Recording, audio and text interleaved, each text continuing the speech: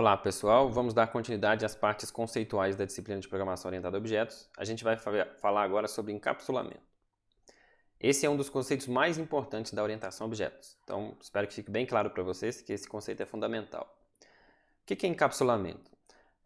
Antes disso, vamos voltar um pouquinho lá nos tipos abstratos de dados. Vocês devem ter aprendido lá nas disciplinas de algoritmos o que são TADs, ou tipos abstratos de dados. Eles definem estruturas de dados com campos que têm alguma relação entre si. Então, por exemplo, lá em C e C++ eu posso definir uma struct que representa um determinado registro, que representa alguma abstração de dados, certo?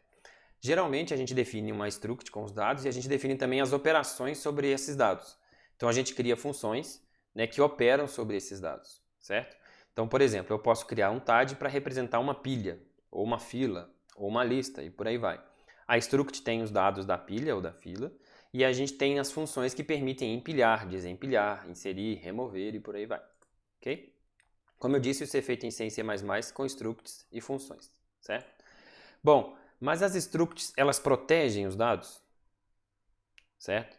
Então, repara, eu quero desenvolver uma pilha. Aí eu fiz uma struct que guarda os dados da pilha e criei as funções empilhar e desempilhar para seguir lá o FIFO da pilha, né?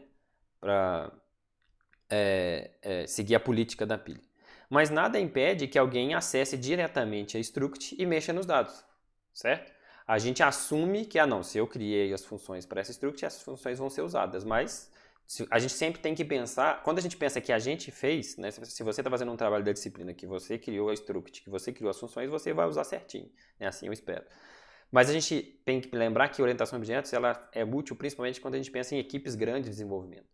Então, quando você tem uma empresa com um sistema muito grande, que é feito durante muito tempo, você vai mexer em parte do código antigas, ou coisa que você fez agora vai ser usada por outra pessoa lá na frente.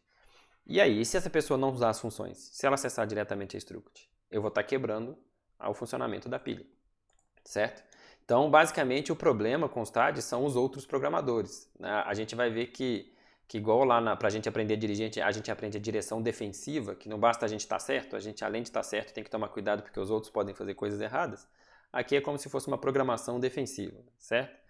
Então, aqui só está reforçando o que eu acabei de dizer, que as TADs, né, os structs não impedem que outros programadores acessem de forma errada os dados, certo? Então, se eu estou criando uma pilha numa struct, nada impede que um programador fura a política. Aqui está, aquela hora eu falei FIFO, é LIFO, né, no caso da pilha. Bom, e qual que é a diferença para a classe? Nos TADs, nos tipos abstratos de dados, a gente tem as structs para representar os dados e tem as funções representando as operações, mas essas duas coisas não são fortemente ligadas. A grande diferença da orientação a objetos é que as classes encapsulam seus dados. Elas protegem, elas impedem que os dados sejam acessados de fora da classe. Então, os dados, né, que no caso da orientação a objetos são os atributos, eles ficam dentro da classe. E para que alguém de fora consiga acessar esses atributos, quem está de fora só pode acessar através dos métodos da classe. Então, diferente do TAD com struct, nos quais os dados podem ser acessados por qualquer um, no caso da orientação a objetos, a classe protege os seus dados. Então, por exemplo, se eu criei uma classe para representar uma pilha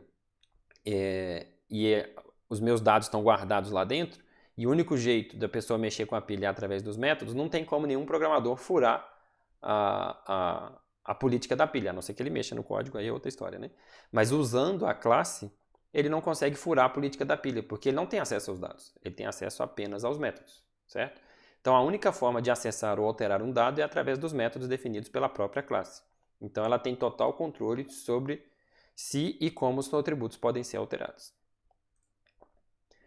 A gente chama de interface de comunicação os métodos que podem ser chamados de fora da classe, certo? Já que o único jeito de interagir com a classe é através dos métodos, essa é a interface de comunicação, que são basicamente as mensagens que a gente pode enviar para os objetos, certo? Então a gente diz que no paradigma orientado a objetos, os dados da classe, ou seja, os seus atributos, só podem ser acessados através da interface de comunicação, que são os métodos que podem ser acessados de fora da classe. Então a gente pode dizer que o encapsulamento garante que um único meio de acessar ou alterar dados de uma classe é através da sua interface de comunicação. Bom, uma analogia para a interface de comunicação seria um telefone fixo, né? Eu nem sei se hoje em dia o pessoal conhece mais do que é um telefone fixo, mas vocês já devem ter visto. Um bom exemplo de encapsulamento. Repare que a gente interage com o telefone fixo usando o fone, né, para poder falar e ouvir, e os botões dos números. Mas a gente não sabe como que é lá dentro, e nem precisa saber.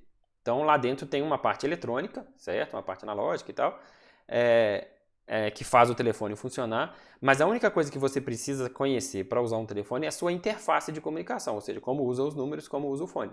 O funcionamento interno você não precisa saber.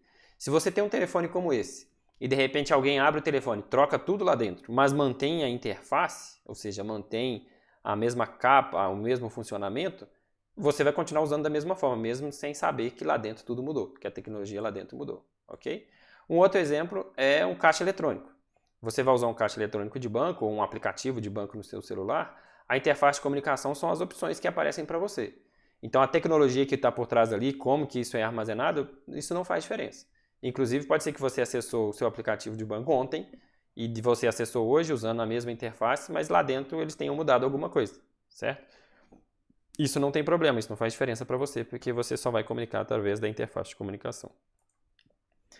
Reforçando um pouco o conceito do encapsulamento, se a gente for no dicionário e ver o que é cápsula, cápsula é pequeno recipiente, invólucro, membrana que envolve certas estruturas anatômicas, certo? Então ele traz essa ideia de encapsular significa você proteger, você envolver os seus dados, não deixar que eles sejam tratados de forma errada, ok? O encapsulamento garante o que a gente chama de princípio da ocultação. O que diz esse princípio? Ele diz que a gente deve expor apenas a interface de comunicação entre os objetos. Então é um nome bacana para isso tudo que a gente está falando aí, ok? Para fechar, só reforçando, aproveitando o exemplo do telefone que eu dei, como a única forma de se comunicar com o objeto e saber seus dados é através dos métodos, isso traz duas vantagens importantes. A primeira é o seguinte, se você mantiver a interface de comunicação, que no caso das classes são as assinaturas dos métodos, ou seja, se você não mexer na assinatura dos métodos, você pode alterar a representação interna dos dados sem afetar o resto do sistema. Então suponha que você criou, sei lá, uma classe de pista de corrida, que dentro da pista de corrida tem os objetos ali da pista de corrida. Então, sei lá, tem os carros que estão naquele momento. E você tinha usado uma lista para guardar os carros lá dentro, certo? Quem está usando a classe pista de corrida, para ela não interessa se você está usando a lista ou não. Interessa são as assinaturas dos métodos.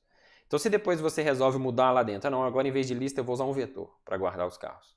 Mas você não mexer nos métodos, não mexer na assinatura dos métodos, para quem está usando a classe pista de corrida, nada mudou. Então, ele continua usando da mesma forma. Então, repara que isso é muito interessante para a gente dar manutenção em sistema, para a gente conseguir evoluir o sistema, porque eu posso mexer na estrutura interna da classe sem ter que refazer e ficar mudando tudo no meu programa, certo? Se a gente usar struct com funções, se você resolve mudar uma função, se você resolve, a função não, né? Que a função você vai ter. Mas se você resolve mudar a struct, aí você adapta as funções, teoricamente está tudo certo. Mas e se alguém tiver usado a struct direto? Aí vai parar de funcionar, ok? Outra coisa importante disso é que, a partir do momento que imagina que você fez uma classe para uma outra pessoa usar, a única coisa que a outra pessoa precisa conhecer são o nome da sua classe e as assinaturas dos métodos, ou seja, a interface de comunicação.